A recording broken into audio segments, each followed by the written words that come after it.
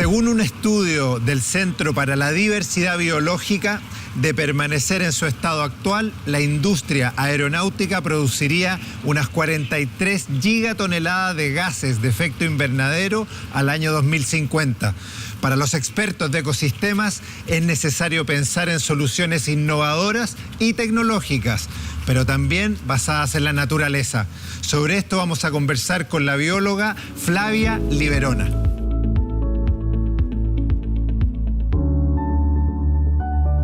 Flavia, los primeros meses de la pandemia sobre todo fueron como una especie de experimento global donde hubo una reducción muy importante de todas nuestras actividades. ¿Qué pasó ahí con el aire, con la contaminación del aire, con los ecosistemas? Bueno, efectivamente al estar confinado hubo una reducción drástica de las actividades en casi todo el planeta. Y eso se reflejó en una parte en que hubo disminución de la contaminación local, o sea, de la contaminación fundamentalmente en las ciudades. Y a nivel mundial existe un informe de la Organización Meteorológica Mundial que depende de Naciones Unidas. Y en realidad las emisiones globales de gases de efecto invernadero no disminuyeron, aumentaron poco el año 2020, pero no disminuyeron. O sea, no hubo disminución de CO2 en el aire. Hubo disminución de CO2, lo que pasa es que aquí hay varios gases de efecto invernadero. Hay metano, óxido nitroso y CO2, o dióxido de carbono. El CO2 disminuyó poco, y los otros hacen que la cuenta total sea un aumento bajo de las emisiones, pero ya el 2021 ya de nuevo nos disparamos con las emisiones, por lo tanto... Es muy poco rato. Es muy poco rato, es muy poco, yo diría, fue muy poco el impacto. ¿Y cuáles son específicamente los niveles de contaminación que aporta la industria aeronáutica? Se habla a nivel mundial de un 2%.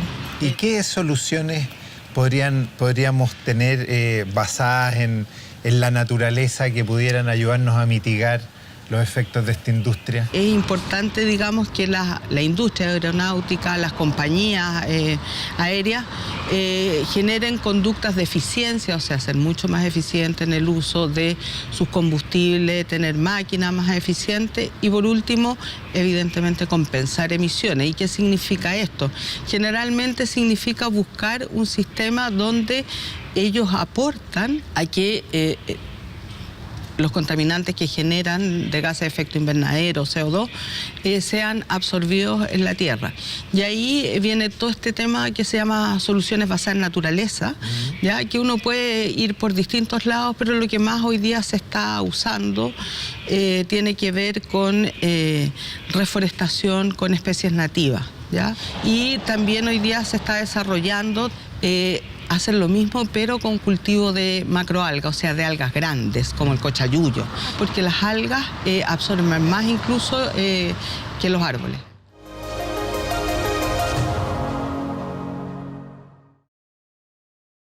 ¿Qué tendríamos que hacer como ciudadanos para poder también minimizar los efectos de nuestros viajes en avión? Es difícil.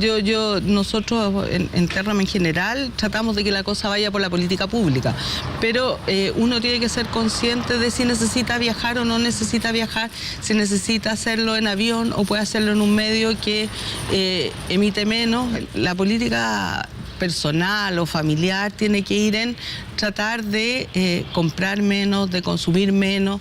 ¿Y ves tú posible que a un mediano plazo puede haber más equilibrio entre la industria aeronáutica y la ecología?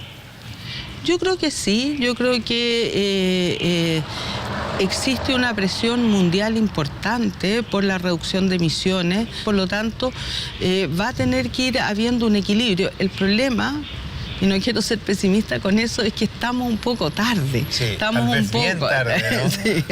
En Suecia han implementado un concepto que se llama FlyScam, que es como la vergüenza de volar. Y además cada pasajero que despega y aterriza en Suecia tiene que pagar $47 como un impuesto verde.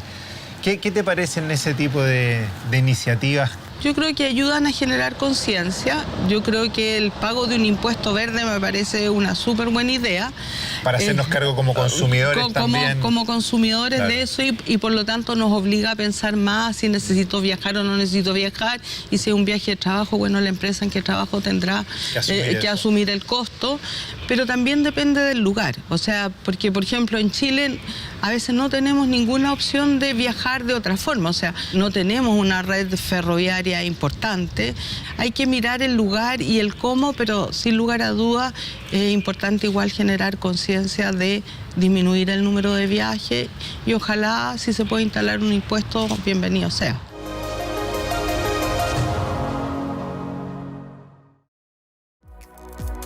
Bueno, yo creo que la industria aeronáutica debería cambiar, debería modificar como el sistema de viajes, potenciar mucho más los viajes nacionales y dentro de las regiones más que a grandes distancias por las cantidades de emisiones que generan.